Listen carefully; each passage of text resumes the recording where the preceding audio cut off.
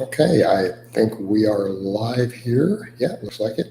Let me get a sip of water, get my radio voice going for everyone. Got a lot of people in these the last few days. They trickled in, took a little bit to get people in, took a few minutes to get questions. So I'm going to chill here for a bit, let people roll in, and we'll get it flowing. The questions actually come in pretty hard once we get into them. So it seems like it takes a few minutes for people to come in, but once they're in, and everyone's been in here a few minutes, people can subscribe because you have to be a subscriber to the channel for 5 minutes before you can ask questions. And then we'll get it up and going. Hey, we already had one. Someone says, "Hey, Jason, how are you doing?" I'm doing okay, all things considered. Pretty good. Living life, training, playing my guitar, coaching.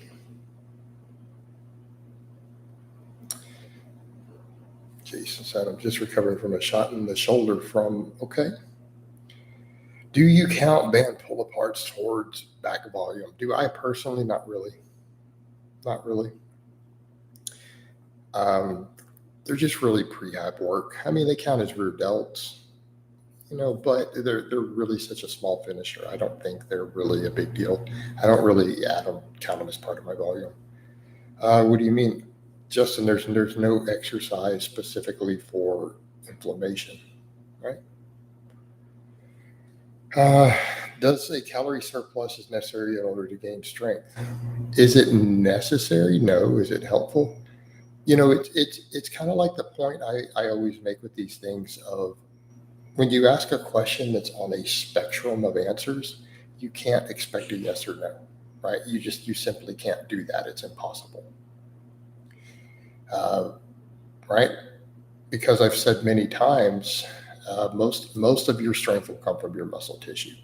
I've made a lot of videos explaining the difficulties of gaining muscle and losing fat at the same time, and that there's a sliding spectrum of 3 basic variables that determine how possible it is to do both.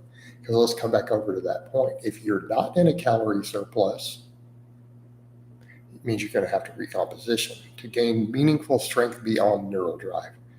In other words, if you haven't been lifting really heavy, you can get stronger with neural drive, right? If you've been lifting really heavy, you're probably just maintaining it, right? You're probably just maintaining it. So you have to look at that sliding spectrum, and that spectrum is how long have you been training and how much muscle do you have? How natural or how drug-free are you, right? And what's your body fat, right? Those are the three variables. How much calorie deficit do you recommend for a cut? I don't give a number, and here's why, Brendan. You don't know what your calorie deficit is. How do you even know that? I would say you adjust your weekly calories based on what the scale is doing to hit the target weight you want to hit. Okay. And so that's the thing. You need to decide how quickly you want to or can lose body fat and just run off of that. Why do novice client Paul makes a little progress while others? Darko, I'm not going to, how do I put this? If I were to answer your question, it would be a breach of coach-client confidentiality in public. So if I were to answer your question, I would be setting myself up for a potential lawsuit, right? So I can't answer your question, unfortunately, other than to say lifestyle. Hey, coach, how bad is one night of binge drinking for gain, say every 2 weeks or so? In the UK, it's extremely common. It's going to impact you quite a bit. I mean, are you looking for an exact number? I can't give you that because you asked how much. Well, I can't tell you how much other than to say it will be significant. Been doing a lot of standard barbell rows, really feel that my lower back is a sign my lower back is weaker and should get it up to speed. Well, it sounds like you need to adjust your overall programming. Are creatine supplements worth it? Yes, everyone should take creatine. and it has nothing to do with gains. I'm a non-responder. The cognitive benefits and it being one of the cheapest supplements you could possibly imagine in existence, right? It is ridiculously cheap, literally pennies a day, and it has a bunch of cognitive and health benefits. So yeah, of course it's worth it. Jason, what's the most frustrating thing you've had to deal with in regards to a past client? Former anorexics, mental health issues. Those are oftentimes the most frustrating things to deal with as a coach, because I'm a strength coach. I'm not a therapist. Hey coach, do you think front squats are valuable as a lower accessory 4 to 6 reps heavy? Possibly. But 4 to 6 reps on front squat sounds like an assistance movement to me, not an accessory movement. Right? If I'm rolling my elbow tendon and band pull downs have helped so much with elbow tendonitis. Thanks for sharing those band pull downs. You are most welcome. All right. I've been following Firefly since I started training. How would you recommend starting conjugate? On a Monday. People get that a lot. They're like, how should I start conjugate? I don't know, the start of your training week. When's the end of your training weekend? Started on the first day of your training week. You just do it. Right? Hey, Jason, what is your favorite split? Full body, upper, lower, push-pull legs. Okay. I caught a key word there that people have awared me of. So you need to go. What are your thoughts on individuals who hop on gear to get some pussy? I mean, do what you got to do, brother. I mean, that's your prerogative. It's your body. If you're an adult, do whatever you want to do. I don't care. I have my own views about when lifters should or shouldn't use gear. I have my own ideas, but I also believe in basic freedoms and body autonomy. So my thoughts are, I guess, do what they want to do. I don't know that that's the best strategy to get laid. I don't think that it necessarily is, but I guess if that's what you want to do, then go for it. When do you think you will hit a 700 deadlift? I don't know. Looks like your posterior chain increased massively in size. It has. My grip is going to be what holds me back. Essentially, until I can grip 700 pounds on a deadlift, I have no idea when it's going to happen. Grip, grip, grip. I don't feel that my posterior chain is that far from being able to do it. It's upper body and grip limits at this point. Our band tricep extensions 20 plus reps help already recover from some elbow pain? Yes, they can be. Will you make a video explaining what you've been doing in your bench program and how you've managed to make significant progress with no periodization? Interesting. Well, it's like I've said before, most of periodization is placebo, right? The majority of periodization, state this again, is done for placebo effect. So I simply had to trick myself into believing that what I'm going to do is going to work. And I've done lots of hypertrophy work, and I've kept my shoulders healthy.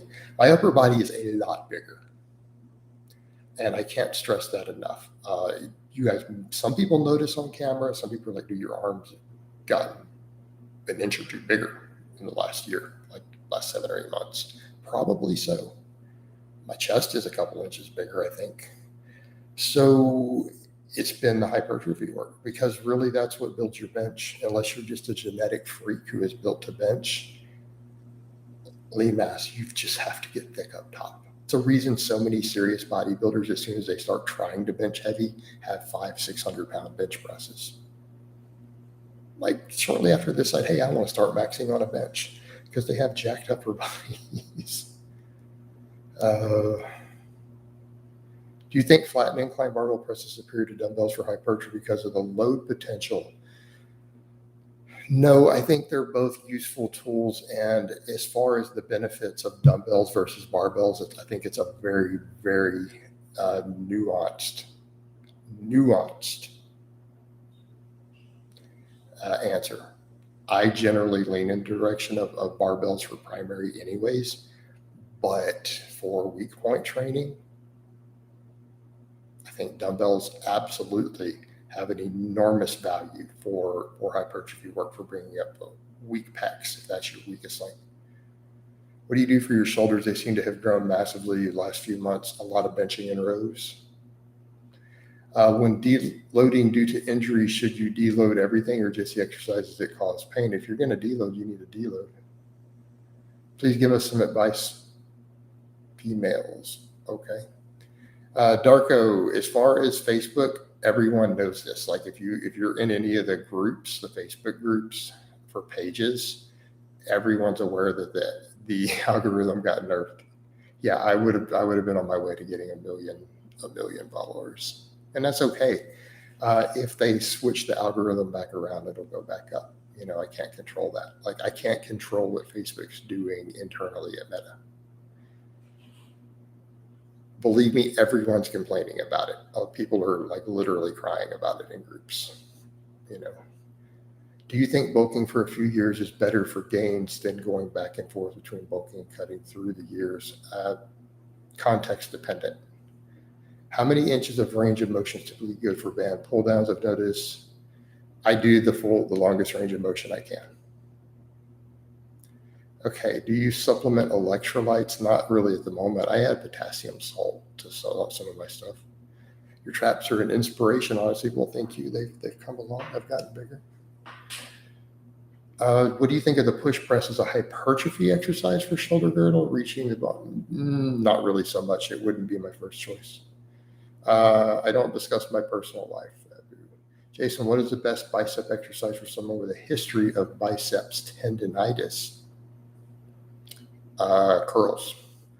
Jason, please give us tips on how to pick up girls. Maybe you shouldn't be picking up girls at the gym. Why don't you let them train? And girls at the gym are so used to guys hitting on them that you going and trying to pick up girls at the gym is almost doomed to success. Okay. So the best way to pick up girls at the gym is to just be serious about what you do your thing. And if they're hot, hope that one of them comes and hits on you. Because again, I can tell you, they are so used to 57 million guys hitting on them nonstop at the gym that the odds of you successfully doing it at a gym, you're going to have a lot of game, more so than I'd be able to teach you. And if you're asking for advice, if you're asking anyone for advice on how to pick up girls, you don't have enough game to pick up the girls at the gym. You just don't. Go somewhere else where it's easier. All right. Jason, what made you come to the realization that you can semi-waste new gains? I've been hearing that from you for a bit now. Other coaches I've talked to over the years. Apologize for personal questions. You plan on visiting the Czech Republic in the future? I have no plans to visit Czechia. Would you ideally be able to barbell row as much as you bench? Yes, I can. Right? Don't my barbell row strict row sets look pretty much like my bench sets for sets of 10? Why does my range of motion decrease as I increase weight? Probably because you are going too heavy for you to lift it. Jason, what are your thoughts on dynamic double progression? It's one way to do it. It's up to you. Do you think floor press and pin press are good exercises for remedying a weak chest, as they have an advantage over the pause bench as far as pec growth is concerned? Not necessarily. I think floor press is kind of unique in certain regards due to the recovery and shoulder health and the different angle that it recruits the pecs at from the dead stop. However, I don't think that it necessarily has an advantage, or I don't think pin presses do at all. Antonio, there you go. You tell them where to pick up girls. Okay, Abu. Abu, I don't actually pride myself on it. That's the thing. And you're gone. I don't put up with nonsense here. All right.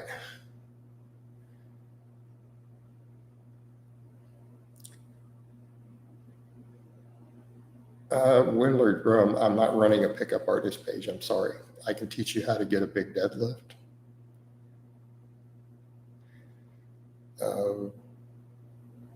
What song would you love to be able to play on the guitar? Long-term goal, I want to be able to play Stevie Ray Vaughan Rude Mood. I was working on Sultans of Swing a little bit today, though, which is one of my favorite songs of all time. It's just not as difficult as something like some of the Stevie Ray Vaughan stuff. Dr. Mike Israel said in a video recently that the hip thrust is terrible for glute hypertrophy because it does not put the glutes in a deep stretch. Would you agree? Well, the studies disagree. The studies disagree. So, and I'm normally a fan of saying that the Lingam position is the biggest deal, right? It's the biggest, it is an enormous factor, right? I'm not going to disagree with that point that deep stretches are kind of a big deal for hypertrophy. But to say that it's a terrible exercise when we just had another hypertrophy study come out saying it's just as good as the squat for glutes, it's a great glute exercise, the actual hypertrophy study, like, how do you reconcile that opinion with the data? Being intelligent and having a PhD doesn't mean that we get to ignore direct hypertrophy data that says, yeah, it's actually pretty good for hypertrophy for the glutes.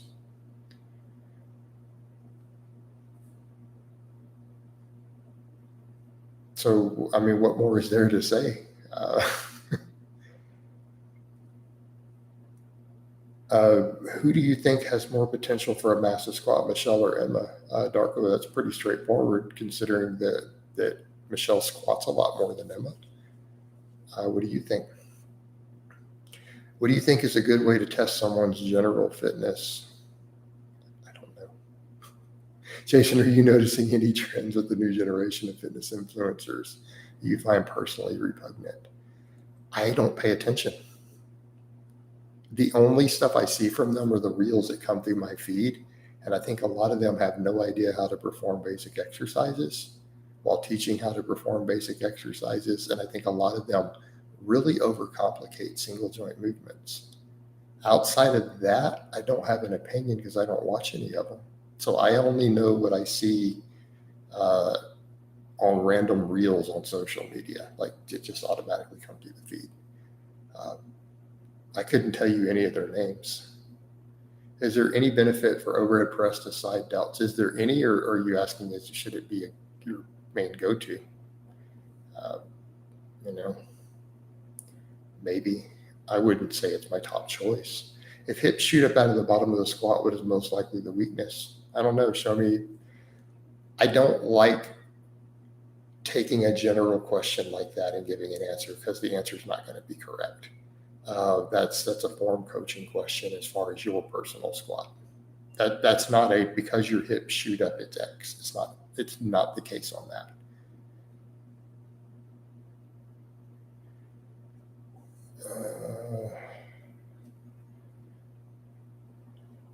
Do you do much mobility work? Are there any areas that your clients typically need to work on?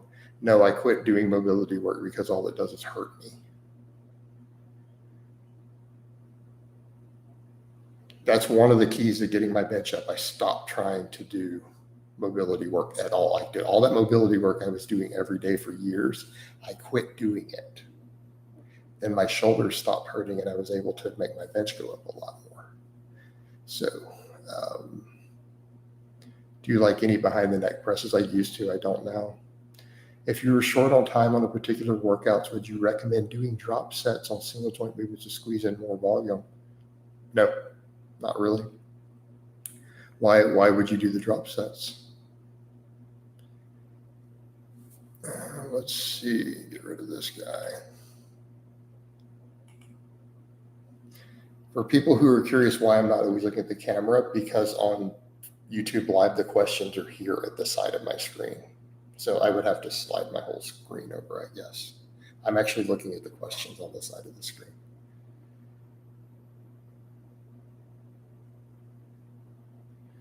Okay. For a first cycle, would something like 300 tests by itself be best, or could you run lower dose of test with some Primo? I like Primo. I think test plus Primo would be really good. Jason, not a question, but you really should never remove good mornings from your training. Your squat is always massive when you had them in. I know. And just because I teach something doesn't mean I always follow my own advice correctly. All right. For a natty, what weight do you think a guy will look big and lean at, or what weight? I hate that word natty. Let's call it a guy not on steroids.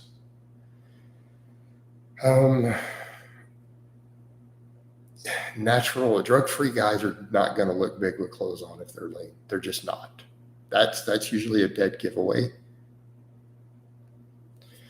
Okay.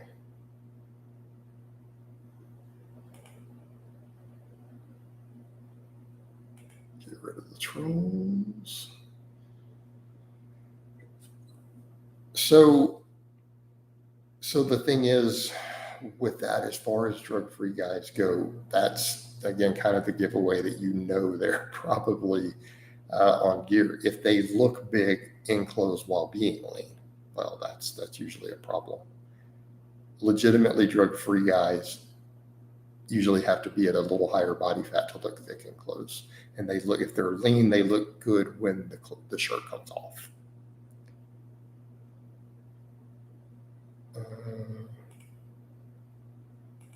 All right. Got a lot of trolls in here today. Do you ever have a client who's acting inappropriately towards you? How do you deal with that? Do you stop coaching them? The answer is yes, and yes, you stop coaching them. Why do so many NFL monsters lift with awful form even under the supervision of coaches? That's a good question for those coaches, isn't it? Maybe some of their coaches leave a little to be desired, or in some cases, maybe the form isn't as big of a deal for their specific sport. I do know what you're talking about, though, and we see it often. There's a lot of bro stuff that goes into that, but that's not always the case. There are a lot of NFL monsters who have good strength coaches who lift with good technique, right? So we do see that, absolutely. All right. Okay, so is there any hypertrophic benefits to supersets or drop sets? No, not really. The evidence is lacking. Supersets can be great for economy, right? So antagonistic superset. Let me get rid of these same people. So antagonistic supersets have been found in studies to not reduce hypertrophy. So they're good for conditioning. They're good for hypertrophy. They're good for time management. So they have their place, but they're not going to make you grow faster.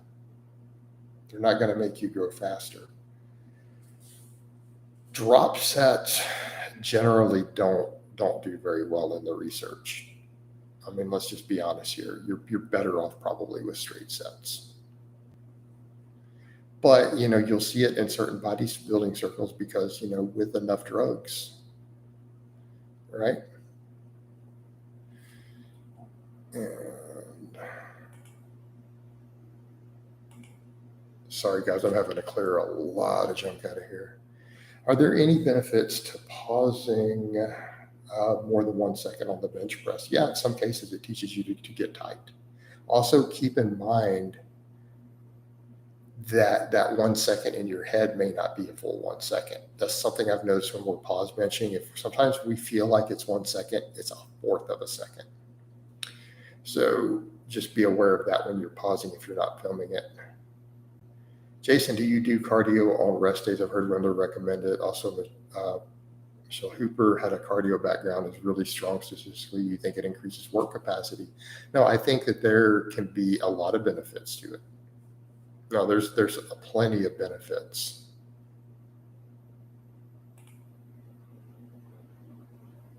Get rid of these people. And for those curious, I have no idea why people were saying that. Yes, there was a mold problem at my old condo. It's documented. I have documentation and proof of it. So I have no idea why anyone wants to argue this nonsense. That happens a lot, by the way, guys. I get accused of arguing about things that, or lying about things that if I had to prove it in court, I could. Like, that happens a lot, and I mean a lot. Probably 20 plus things. It just is what it is.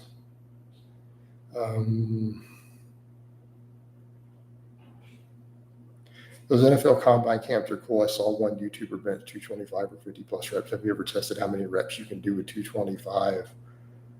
I have a long time ago. The problem is I don't like the rules of the combine test. I would rather use it for productive stuff with pausing instead of what they do. I mean, I know my 225 bench would probably be pretty good if I came in fresh, didn't do the work that I do first and just did it under those rules with kind of the bouncing they're allowed to get away with. It'd probably be decently high. I mean, it wouldn't be 50 reps. 50 reps is insane. Like, there are guys with $10 million NFL contracts who are not even remotely close to that. Like, anything over 20 is usually pretty good for the combine test. Can lowering training frequency for a muscle result in losing muscle? Like if I go from, say, training chest twice a week to once? No, but you may stagnate depending on what's up with your volume.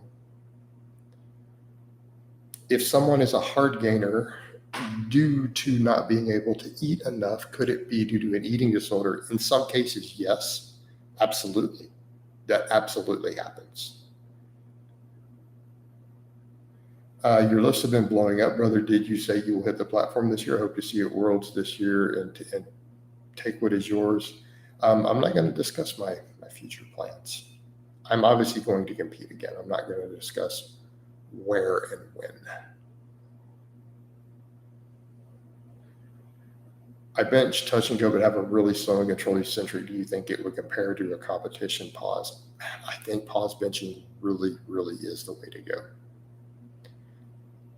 I'm a big advocate for it at this point in the game, based upon my experience, clients, other lifters I know. I really am going to tell you, I think that's what you should do. Jason, if you had someone famous with freak genetics like Brock Lesnar, John Jones, how would you approach your training? That's a good question. Why don't you get them to sign up and we can find out. Do you still stock mechanical growth factor in case of muscle strains? No, I don't have any. What's the most weight you've ever bench pressed for a single that I would say is legit, like with a meat legal pause? Gosh. Because that's the thing. I can look back and when I was younger and hit certain lifts, but I'm like, can I say that they would count? That's really what's tough for me, especially when I wasn't filming, had bad habits, spotters helping. I'm going to have to call somewhere between maybe 405 and 425 in my late 20s, bigger than I am now. Coach, what are benefits of reverse grip bench? I think it is an awesome lift, but I want to drop 350 in my chest. Any safety tips? I don't think it's worth it personally. I don't think the benefits outweigh the risk for it.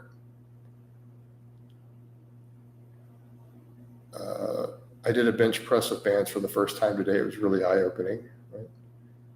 Jason, do you like Cody Lefever's GLZ? I haven't looked into it, to be honest. Your back looks massive. Do people ever approach you in public, ask you for lifting tips? What advice do you give them? People approach me regularly.